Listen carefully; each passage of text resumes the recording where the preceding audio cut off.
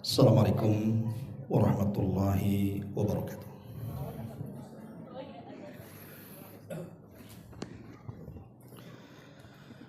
Bihamdillah wassalatu wassalamu ala rasulillah wa ala alihi wa sahbihi wa mawalah wa la hawla wa la quwata illa billahi wa ba'du. Alhamdulillah, di siang ini kita bisa duduk kembali di Saung Sunda Sawargi, dan tentu tak lupa juga salawat juga salam kita hadiahkan kepada Rasul kita Nabi besar Muhammad sallallahu alaihi wasallam. Pembahasan di siang ini adalah pembahasan yang mungkin sering terulang dalam telinga kita, soal kematian, dan khususnya bicara soal nikmat dan juga azab yang ada di alam barzah. Dan tidak mengapa, bahkan dianjurkan kita ini untuk terus mengingat kematian dan alam kubur. Karena Nabi SAW yang memerintahkan untuk itu. Kata Nabi SAW, "Aksiru dzikra hadimil ladat." Perbanyak oleh kalian mengingat sesuatu yang akan menghancurkan seluruh kenikmatan kita di dunia. Apa itu? Al-mautu, kematian. Jadi mengingat kematian terus ini adalah perintah Nabi supaya kita tidak lupa diri. Untuk mengawali kajian kita ini, saya akan membacakan satu ayat dalam Al-Quran, Surah Al-Mu'minun ayat 12-16. Karena ayat-ayat ini ringkasan kehidupan kita di dunia sampai ke akhirat. Allah Subhanahu wa taala berfirman, "Laqad khalaqnal insana min sulalati min tin. Thumma ja'alnahu nutfatan fi qararin makin. Thumma khalaqnan nutfata 'alaqatan.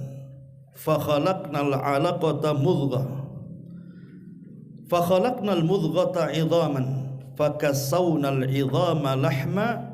Thumma ansha'nahu khalqan akhar. Fatabarakallahu ahsanul khaliqin. Thumma innakum ba'da dhalika lamayitun. Thumma innakum yaumal qiyamati tub'atsun." Dan sungguh kami telah menciptakan manusia ini dari satu saripati berasal dari sebuah tanah. Kemudian kami jadikan saripati itu berupa sperma yang disimpan dalam tempat yang kokoh, maksudnya rahim. Kemudian dari sperma itu kami jadikan segumpal darah. Lalu segumpal darah kami jadikan segumpal daging. Kemudian dari segumpal daging itu kami jadikan tulang belulang. Lalu tulang belulang itu kami bungkus dengan daging. Kemudian kami jadikan dia makhluk yang berbentuk maha suci Allah, pencipta yang paling baik. Kemudian sesudah itu, sesungguhnya kamu sekalian benar-benar akan mengalami kematian. Kemudian sesudah itu kamu sekalian akan benar-benar dibangkitkan dari kubur kalian kelak pada hari kiamat. Ma'asyiral muslimin wal muslimat rahimani wa rahimakumullah. Inilah ringkasan kehidupan kita sebenarnya. Kita dilahirkan, kemudian diwafatkan, kemudian dihidupkan dalam kuburan, kemudian dibangkitkan kelak pada hari kiamat untuk mempertanggungjawabkan semua perbuatan kita di dunia. Dari ayat ini menunjukkan bahwa kematian itu sebuah kepastian. dan kematian itu lebih dekat kepada kita dibandingkan tali sandal yang kita pakai. Satu hari Ummul Mukminin Aisyah radhiyallahu anha mendatangi orang-orang mulia, salah satunya ayahnya Abu Bakar dan juga Bilal bin Rabah. Kebetulan kedua-duanya sedang mengalami sakit yang parah, sakit kepala yang luar biasa. Maka Aisyah radhiyallahu anha mengatakan, "Fadakhaltu alaihima," aku pun masuk kepada dua orang mulia ini, ayahnya dan juga Bilal ibn Rabah. Fakultu, dan aku katakan, "Ya abati, kaifa tajidu?" Wahai ayahku, apa yang kau rasakan hari ini? Wa ya Bilal, kaifa tajidu, dan engkau wahai Bilal, apa yang kau rasakan hari ini?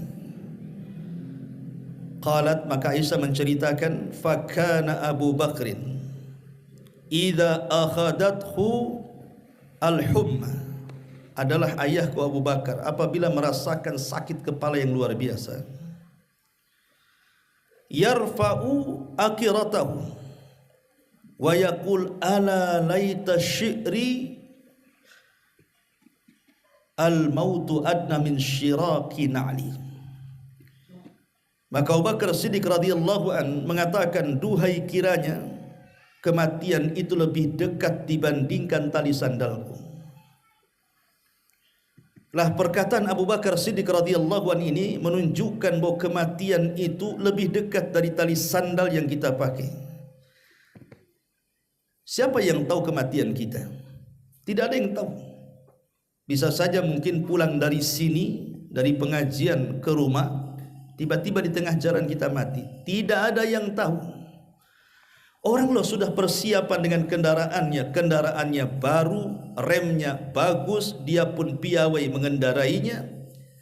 Yang namanya hidup di jalan, bisa dia nabrak atau mungkin ditabrak. Kita tidak tahu kehidupan kita.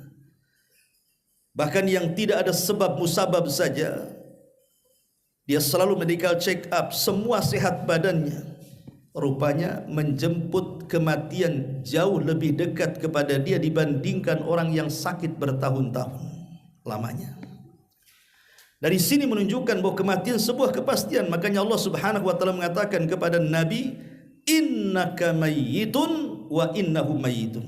Wahai Muhammad, engkau akan mati sebagaimana mereka juga akan mati. Karena Allah juga mengatakan, wa ma ja'alna li basyarin min qablikal khulda afa immitta fahumul khalidun. Allah tidak pernah menjadikan seseorang itu kekal. Apakah kalau engkau mengalami kematian wahai Muhammad mereka akan kekal? Tidak, mereka juga akan mati. Ma'asyiral muslimin yang dimuliakan Allah Subhanahu wa taala. Disebutkan di dalam hadis riwayat Anas ibn Malik radhiyallahu an, Rasul mengatakan, "Aktsiru dzikra hadhimil ladzatil maut, fa innahu lam yadhkurhu fi dhikin minal 'aishi illa wassa'ahu lahu, wa la dzakarahu fi si'atin illa dhayyaqaha." Kata Nabi SAW, perbanyak oleh kalian ingat akan sesuatu yang menghancurkan kenikmatan kalian. Apa itu? Al-mautu, kematian. Ya, karena kematian itu menghancurkan nikmat segalanya. Orang kaya mati, tidak mungkin kekayaannya dibawa balik. Para pejabat yang punya jabatan tertinggi sekalipun di negara kita mati, tidak mungkin jabatannya masuk juga ke kuburannya. Artinya semua kelezatan hidup terputus dengan kematian. Tapi kata Rasul, ini yang jadi hal yang penting untuk kenapa kita disuruh untuk mengingat kematian. Kata Nabi SAW, karena sesungguhnya tidaklah seseorang mengingat kematian ketika dalam keadaan kesempitan hidup, melainkan dia akan menjadi lapang hatinya. Dan sebaliknya tidaklah seseorang mengingatnya ketika dalam keadaan lapang hidupnya, kaya raya, kemudian dia ingat mati, melainkan dia akan menjadi sempit dadanya.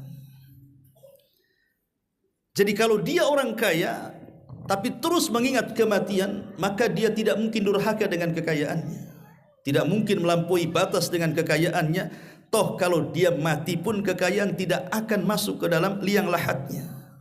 Tapi kalau dia orang fakir, orang miskin, kemudian mengingat kematian, maka dia tidak akan sedih dengan kefakirannya. Kenapa? Karena yang mencabut nyawanya itu adalah zat yang lebih rahim dibandingkan keluarganya. Terkadang begini gambarannya, ibu bapak yang dimuliakan Allah Azza wa Jalla. Apabila ada orang-orang yang kita cintai, yang sangat berharga dari kehidupan kita, entah ibu kita, ayah kita, anak kita, paman kita, bibi kita, atau siapalah orang yang kita cintai, guru-guru kita, meninggal dunia. Demi Allah, buat apa kita harus kemudian mencucurkan air mata sederas itu? Padahal yang mencabut nyawa orang-orang yang kita anggap itu orang yang luar biasa di mata kita, itu zat yang arhamur rahimin. Jadi yang mencabut nyawa mereka adalah zat yang maha penyayang dari seluruh hamba-hambanya penyayang. Tidak ada zat yang lebih penyayang melebihi Allah Subhanahu wa ta'ala. Jadi yang mencabut nyawa itu adalah zat yang maha penyayang bagi hamba-hambanya. Kenapa kita harus bersedih berkelanjutan? Toh Allah lebih sayang dibandingkan kita kepada dia. Karena ada orang-orang yang kemudian ketika ada orang di sekelilingnya meninggal dunia dan mereka orang yang dicintainya, itu sampai berbulan-bulan, bertahun-tahun sedihnya itu tidak hilang-hilang tuh. Ingat bahwa yang meminta mereka mati adalah zat yang maha rahim, yang maha sayang kepada dirinya dibandingkan kita kepada dirinya. Mungkin Allah lebih sayang sehingga dia harus dipindahkan alamnya dari alam dunia ke alam barzah yang mungkin kenikmatannya jauh lebih besar dibandingkan di alam dunia. Makanya kenapa kemudian mengingat kematian ini, kemudian menyandarkan bahwa kita semua datang dari Allah dan akan kembali kepada Allah Azza wa Jalla, maka itu sebuah kepastian, tidak perlu bersedih. Karena kalau kita melihat di lapangan, terkadang ada orang yang sakit, sakitnya parah, dokter pun sudah kesusahan untuk mengobatinya, obat-obatan sudah angkat tangan untuk menyembuhkannya. Terkadang dia harus kemudian kita lihat kondisinya sangat memprihatinkan.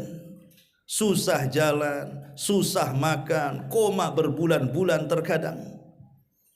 Ingat bahwa pemandangan yang seperti itu kalau terjadi kepada seorang mukmin, maka ini masuk pada sabda Nabi SAW. Apa sabda Rasul? Ma yusibul muslim min nasabin wala wasabin wala hammin wala haznin wala adan wala ghammin hatta syaukati yushakuha illa kaffarallahu biha min khatayahu. Kata Nabi SAW, tidaklah seorang muslim ditimpa satu penyakit yang parah ataupun keletihan hidup, kekhawatiran hidup, kesedihan, dan tidak juga gangguan dan kesulitan, bahkan satu duri yang menancap dalam kakinya sekalipun, melainkan Allah akan menghapus kesalahan-kesalahannya. Boleh jadi ketika kita melihat saudara kita yang sakit terbaring itu, boleh jadi Allah sedang sayang kepadanya dan Allah sedang menghapuskan kesalahannya sedikit demi sedikit. Karena Rasul yang mengatakan mayazalul mu'min bil bala fi nafsihi wa waladihi wa malihi hatta yalqallaha wa ma alaihi khati'ah. Terkadang bala itu, ujian itu terus-menerus mengenai seorang mukmin, baik dalam hartanya, jiwanya ataupun keturunannya, sampai dia mendapati Allah Subhanahu wa taala dan dia sudah tidak punya dosa ketika berdiri di hadapannya. Jadi Allah itu sayang sebenarnya dengan cara terkadang memberikan musibah sebelum kematiannya itu. Dan saya ulang-ulang ingat ketika kemudian setelah dia lelah letih menjalankan kehidupan dia di atas sakit parahnya, tiba-tiba dicabut nyawanya, gak perlu sedih karena Allah yang menghendaki kematiannya. Dan yang mencabut adalah zat yang maha rahim. Tidak ada manusia yang lebih rahim dibandingkan Allah Azza wa Jalla. Allah ingin yang terbaik untuk dia. Itulah akhir hidupnya. Tetapi masalahnya, kalau itu seorang mukmin. Bagaimana kalau dia orang kafir atau orang fasik atau orang fajir?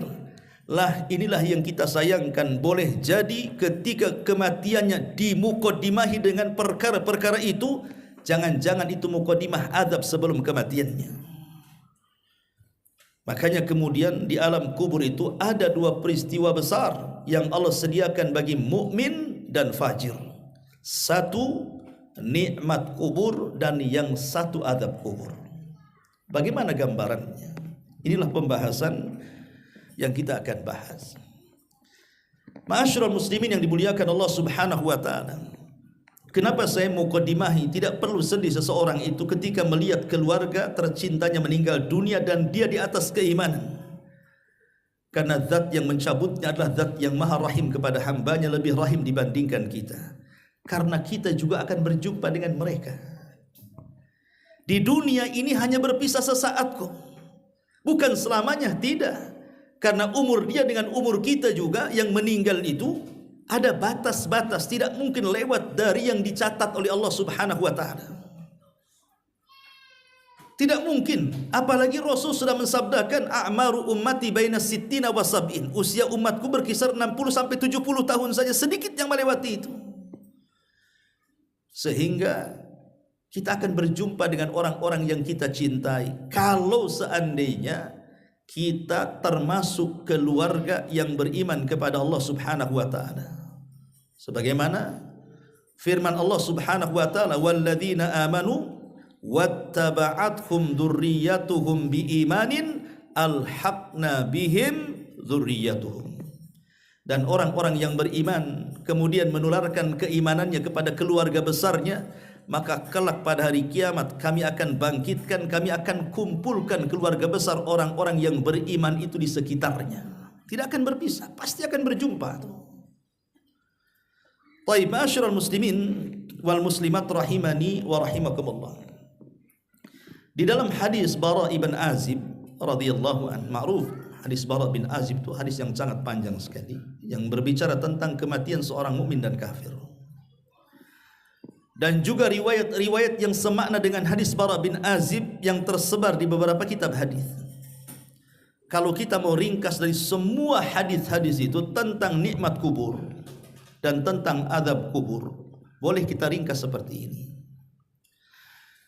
Jadi ketika kemudian seseorang mukmin itu masuk ke liang lahat, kemudian dia masih mendengar suara terompah orang yang mengantarkannya, maka akan didatangi padanya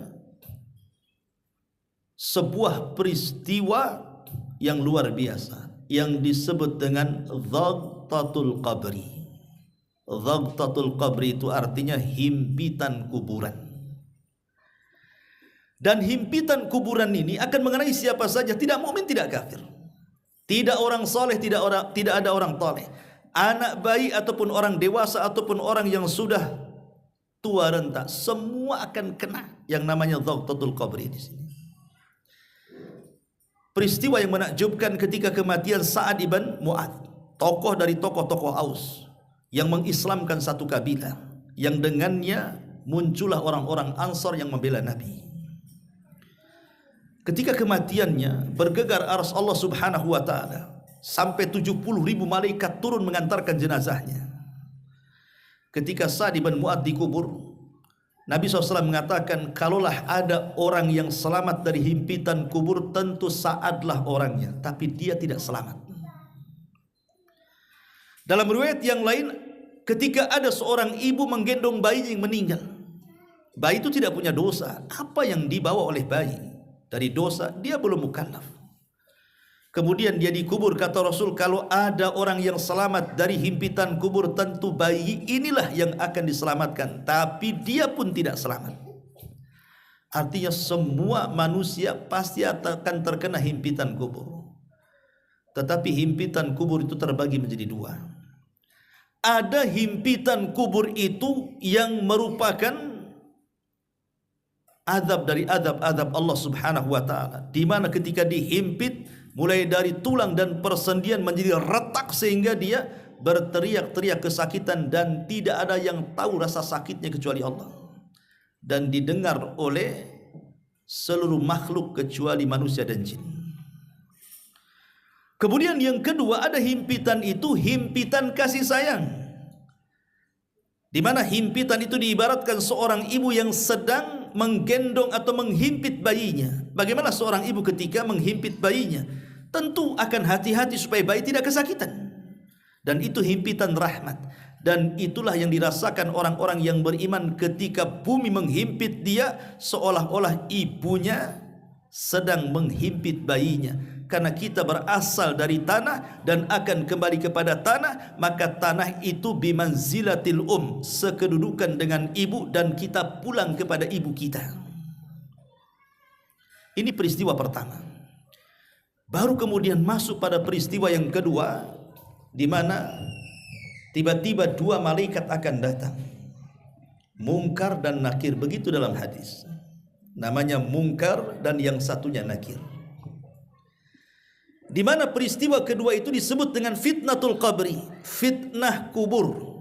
Fitnah kubur itu artinya su'alul malaikaini, pertanyaan dua malaikat tentang tiga soalan yang disebut dengan usulus tsalatsa. Siapa Rabbmu, siapa nabimu, apa agamamu? Itu saja tiga soalan. Lah apabila seorang mukmin itu bisa menjawab, dan pasti bisa menjawab kalau dia seorang mukmin yang benar-benar mukmin berdasarkan nas Quran, yusabbitullahu alladhina amanu bil qauli tsabit. Orang yang beriman itu pasti mantap jawabannya. Maka ketika dia sanggup menjawab, disinilah permulaan nikmat kubur.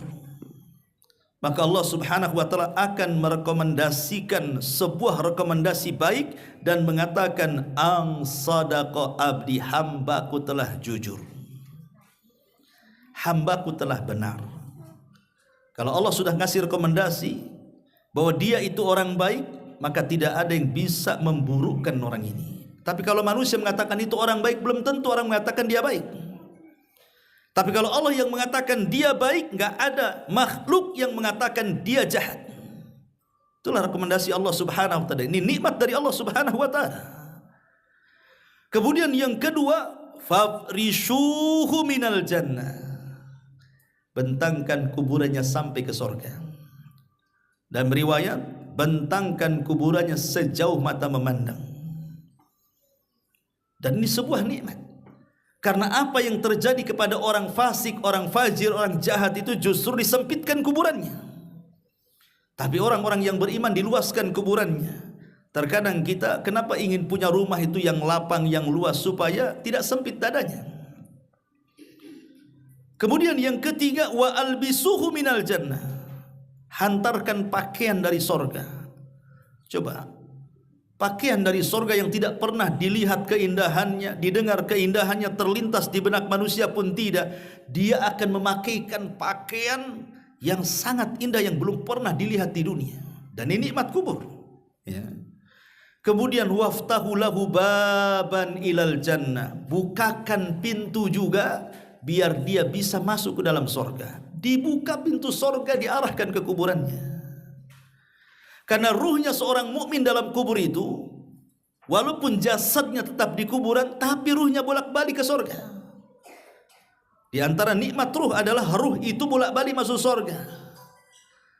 Seperti hadis yang menceritakan tentang keutamaan para syuhada. Ruhnya orang syuhada itu dikendil-kendil, kemudian dibawa burung sorga, kemudian dicentel di bawah-bawah ars Allah Subhanahu wa taala.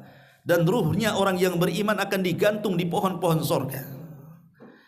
Artinya ini sebuah nikmat yang Allah Subhanahu wa taala berikan. Belum terjadi kiamat, tapi ruhnya sudah masuk ke dalam sorga. Dan ini bagian daripada nikmat kubur. Ya.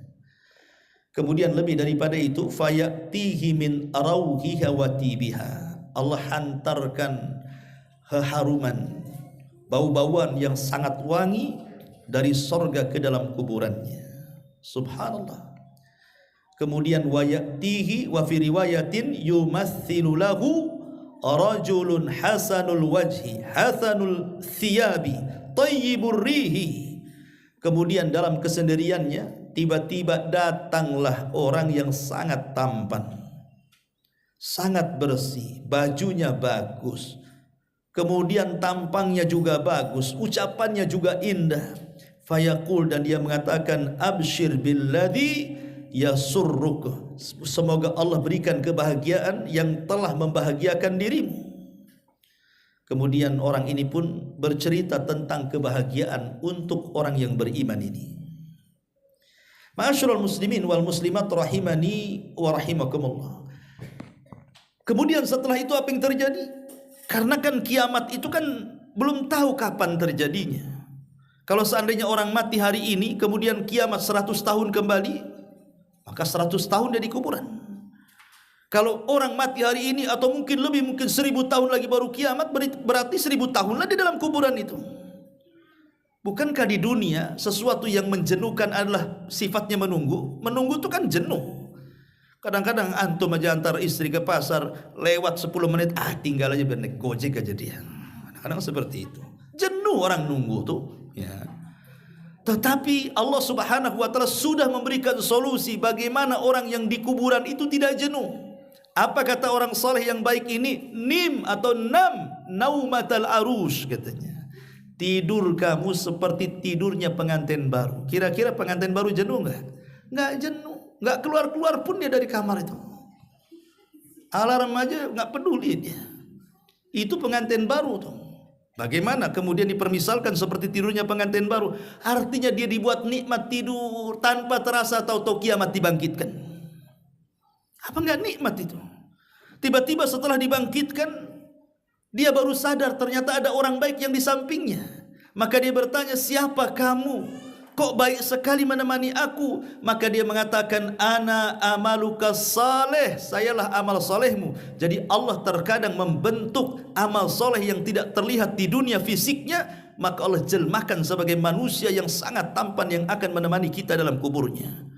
Sehingga dia mengatakan, saya amal solehmu loh. Saya solatmu, saya zikirmu, saya baca Quranmu, saya silaturahimmu, saya birrul walidainmu, saya ini, saya itu, dari amal solehnya disebutkan semuanya. Kemudian dia beritahu bahwa kiamat akan didirikan. Maka dia mengatakan, Rabbi ajil kiamat sa'ah. Segerakan ya Rabb kiamat, segerakan ya Allah kiamat, supaya aku bisa arji ila ahli wa mali, kembali kepada keluarga dan kepada hartaku. Lihat, inilah gambaran singkat dari nikmat kubur.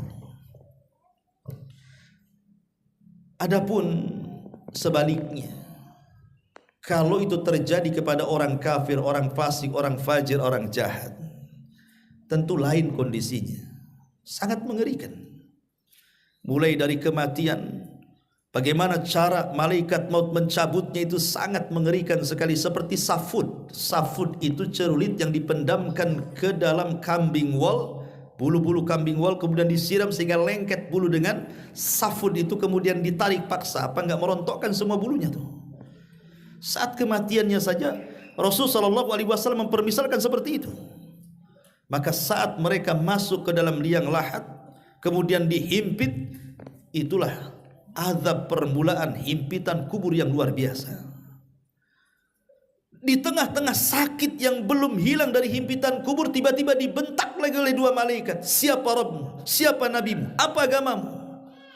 Dia hanya mengatakan, la adri, aku tidak tahu, aku tidak tahu. Ketika itulah Allah mengatakan, angkadzaba abdi, hambaku telah berdusta. Kalau Allah sudah merekomendasikan sebuah keburukan, tidak ada yang bisa mengangkat derajat kebaikannya. Maka ketika itu Allah katakan, sempitkan kuburnya. Disempitkan lagi, coba bayangkan. Kemudian bukakan pintu neraka, hembuskan hawanya ke dalam neraka itu, ke dalam kuburannya. Subhanallah, belum masuk neraka sudah dihembuskan angin. Kita saja kalau ada rumah kebakaran, mungkin kita agak jauh, mungkin ya 100 atau 200 meter dari rumah kebakaran. Kalau angin menghembus dan mengarah kita saja, kita sudah merasakan panasnya tuh. Itu api di dunia yang satu bagian daripada 70 bagian api neraka kan. Macam mana kalau digabungkan 70-70-nya, hawanya seperti apa itu? Api dunia saja satu bagian bisa membakar, cukup membakar dunia ini, apalagi digabungkan. Dan itu bagian daripada azab kubur. Ma'asyiral muslimat yang muslimin wal muslimat rahimani wa rahimakumullah. Tapi yang ingin saya jelaskan tentang gambaran azab kubur ini adalah ada beberapa gambaran secara singkat saja karena waktu. Nabi SAW menggambarkan di beberapa riwayat. Yang pertama, al-dharbu bimit'araqatin min hadidin, bahwa orang ini akan dipukul dengan gada yang terbuat dari besi. Dalam sebuah hadis, ketika orang fajir ini masuk ke dalam kuburan, dia sempat mendengar suara orang yang mengantarnya. Kemudian berteriak-teriak, mau kemana kalian pergi? Kenapa kau tinggalkan aku di sini? Maka datanglah dua malaikat, kemudian bertanya soal siapa Rabbnya, siapa nabinya, apa agamanya, dan dia tidak bisa menjawab. Ketika dia tidak menjawab itu dan mengatakan la daraitu wa la talaitu, aku tidak tahu, aku tidak pernah membaca, thumma yudrab bimit'araqatin min hadidin dharbatan baina udhunaihi fayasihu sayhatan yasma'uha man yalihi illa thaqalaini, kata Rasul. Maka dia akan dipukul karena nggak bisa jawab, maka akan dipukul dengan pukulan dari palu yang terbuat dari besi di antara arah dua telinganya, dari kiri dan kanan telinganya dihampaskan gitu. Maka dia kesakitan, menjerit, dan jeritannya akan didengar semua makhluk, maksudnya binatang-binatang kecuali manusia dan jin. Dari sini menunjukkan bahwa binatang itu mendengar azab kubur. Tapi selain binatang, manusia dan jin tidak mendengar azab kubur. Dulu kan ada ya orang yang katanya mendengar azab kubur ketika mungkin di barat ya, yang melobangi sumur gas, kemudian masuk ke dalam, sampai di dalam sumur itu kemudian dia mendengar jeritan-jeritan apa namanya, kemudian setelah naik ke atas kemudian dia jadi mu'alaf ya. Sebenarnya apakah itu yang di dalam lubang gas itu betul-betul orang-orang mati yang sedang diazab? Wallahu alam, ini perkara gaib. Makanya Rasul mengatakan tidak ada yang mendengar. Nasnya mengatakan la yasma'uha man yalihi, akan ada yang mendengar makhluk di sekitarnya, illa thaqalaini, kecuali jin dan manusia tidak mendengarnya. Ya boleh juga halusinasi atau apalah kita, atau mungkin setan yang sedang menakuti, kan nggak tahu gitu juga kita. Tapi kalau nas hadis, manusia dan jin tidak akan mendengar azab kubur. Itu berdasarkan nas hadis Nabi SAW. Ini yang pertama, gambaran azab kubur adalah pukulan setiap ditanya tidak jawab. Makanya kenapa kita disunahkan kalau menguburkan itu mendoakan dua perkara, minta kepada Allah, ya Allah ampuni dosa orang ini, ya Allah tetapkan dalam jawabannya. Ini yang pertama. Yang kedua,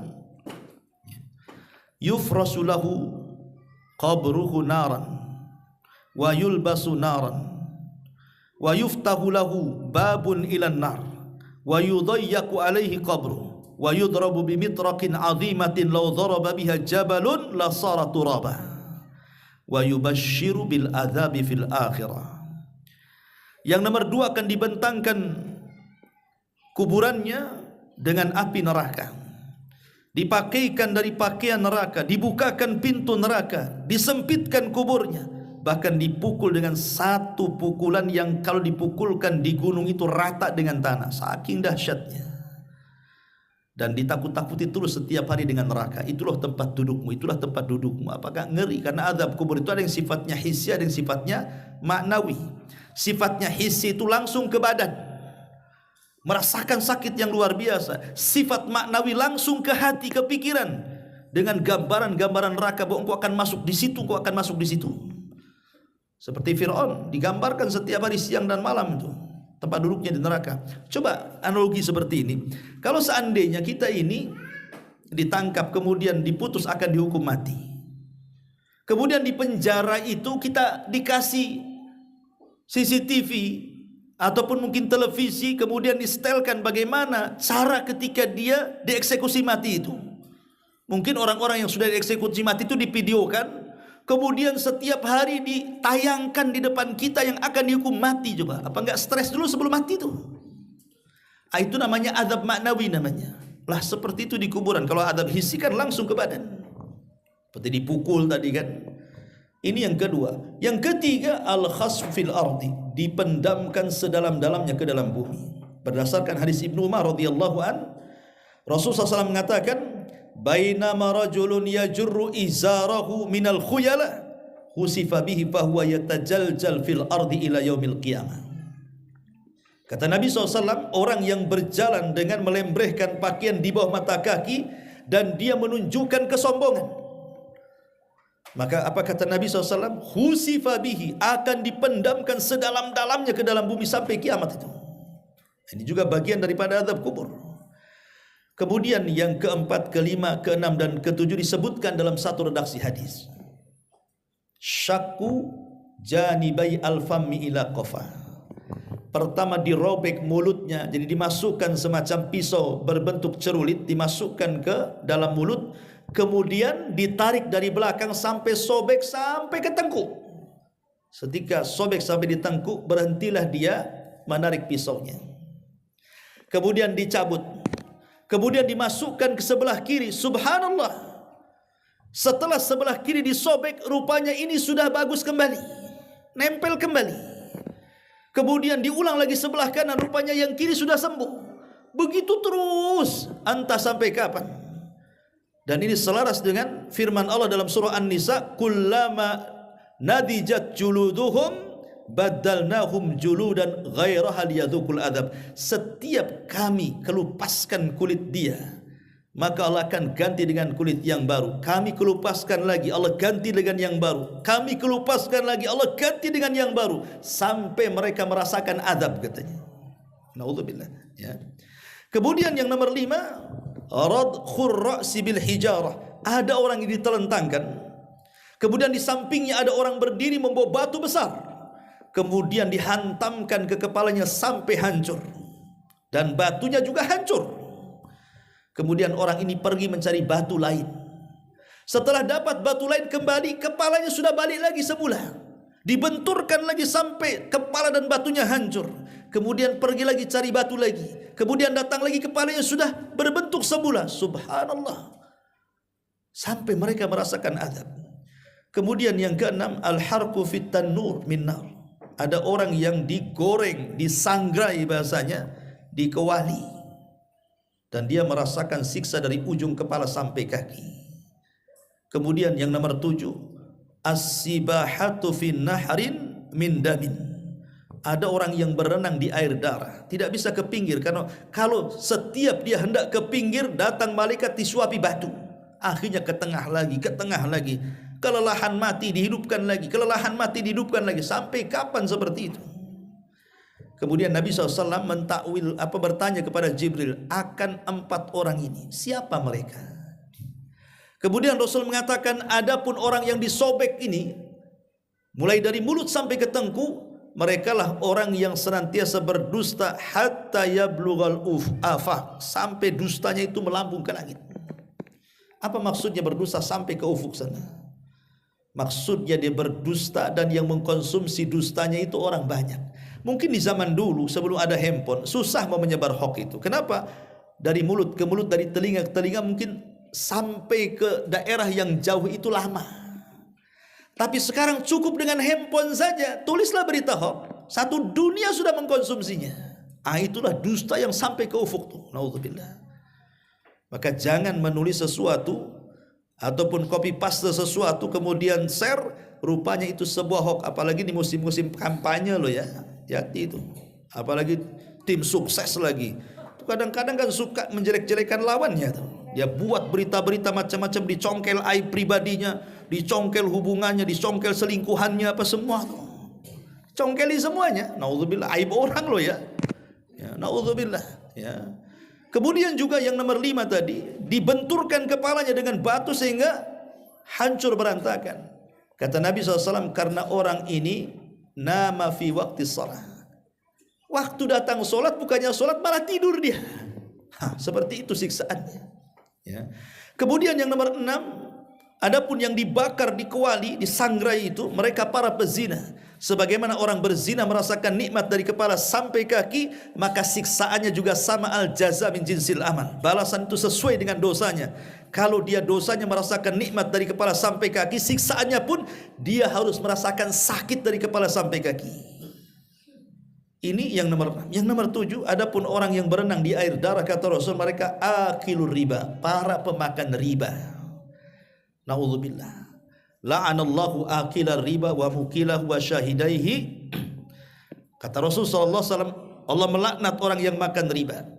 Orang melaknat orang yang ngasih makan riba. Allah melaknat notarisnya, pencatatnya, wa syahidaihi, dan saksi-saksinya. Itu dosanya sama saja tuh. Baik yang makan atau yang tidak makan tapi dia mengasih makan, atau dia cuma hanya sekedar jadi notarisnya saja, atau dia hanya menyaksikan nggak makan dia, rupanya sama hukumannya. La ilaha illallah. Itu saking dahsyatnya itu dosa riba itu disamakan hukumannya. Yang nggak menikmati cuma menyaksikan saja dapat sama tuh dosanya. Kemudian yang nomor 8, isti'alul mal. Harta yang akan dibakar dan menjadi api. Siapa mereka? Al-masyrub minal ghanaim ala sahibihi. Orang-orang yang mencuri harta rampasan perang sebelum dibagi, maka harta itu akan menjadi api pada hari kiamat dan membakarnya. Ya, termasuk juga orang-orang yang korupsi dan yang semacamnya, bisa dikiaskan ke situ. Karena ghanaim itu kan harta negara. Berarti apapun yang dicuri dari harta negara dan tidak halal bagi dia, seperti para koruptor itu, maka hasil korupsinya akan menjadi api dan membakarnya. Na'udzubillah. Kemudian yang nomor 9, bahwa di antara azab hissi, di sana ada azab yang disebut dengan azab maknawi yang tadi saya katakan. Diperlihatkan ancaman dia di akhirat atau di neraka, bahwa dia akan masuk ke situ, dan itu bagian daripada azab kubur. Inilah secara singkat yang disebutkan dalam beberapa riwayat. Taib. Tentu semua kita, saya, ibu atau siapapun, pasti ingin selamat daripada fitnah dan azab kubur. Pasti kita ingin semua masuk kepada nikmat kubur.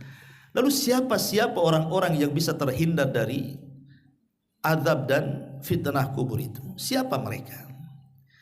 Yang pertama disebutkan oleh para ulama, mereka adalah al-anbiya, tentu para nabi. Para nabi akan terhindar dari fitnah dan azab.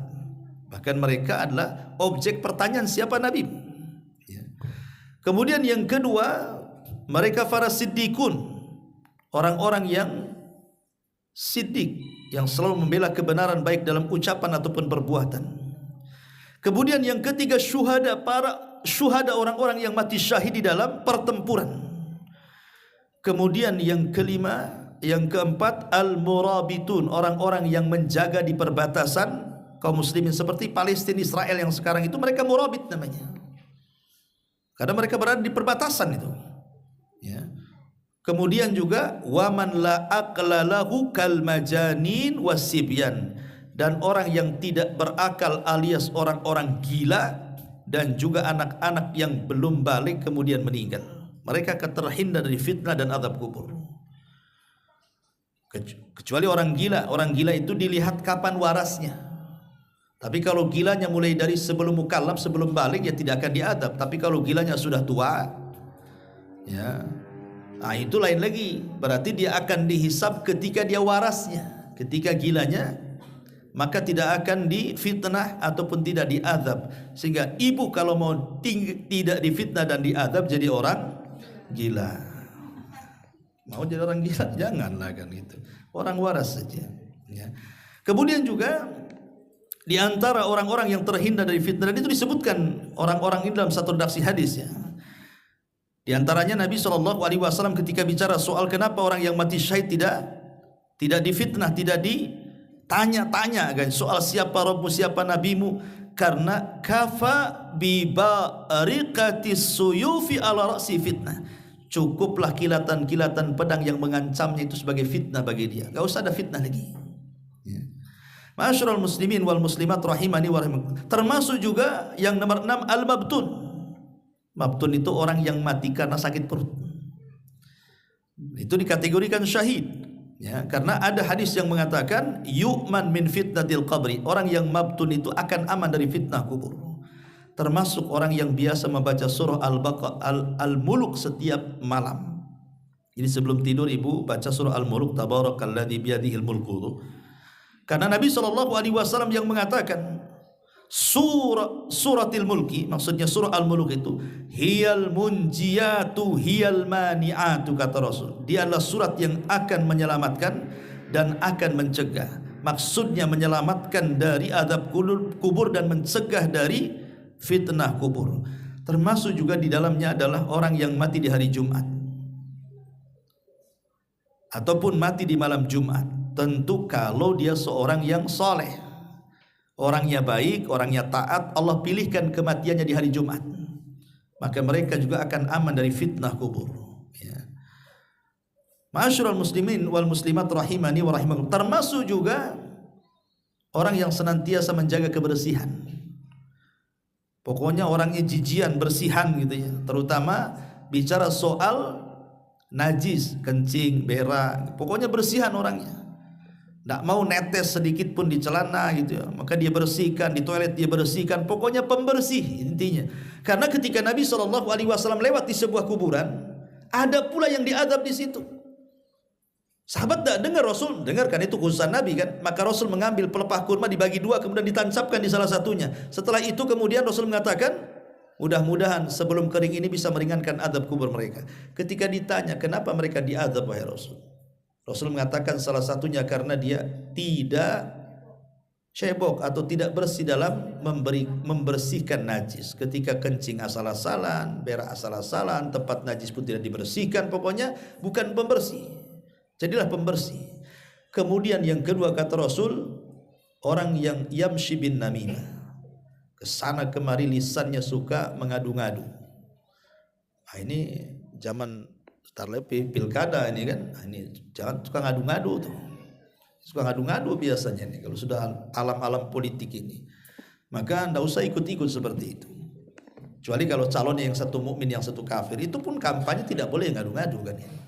Ya kita coblos orang-orang, kita ngajak kepada orang yang beriman, sebab kalau orang kafir naik masalah kan begitu ya. Tapi kalau calonnya sama muslim, ya dua-duanya baik, ya sudahlah, biarkan saja mana yang dipilih itulah yang kita anggap pemimpin kita. Dan banyak lagi ma'asyiral muslimin wal muslimat, karena sudah jam 11 lewat ya. Saya ada acara kebetulan. Saya kira sampai di sini saja, tidak ada tanya jawab ya. Subhanakallah bihamdika asyhadu an la ilaha illa anta astaghfiruka wa atubu ilaik. Allahu a'lam.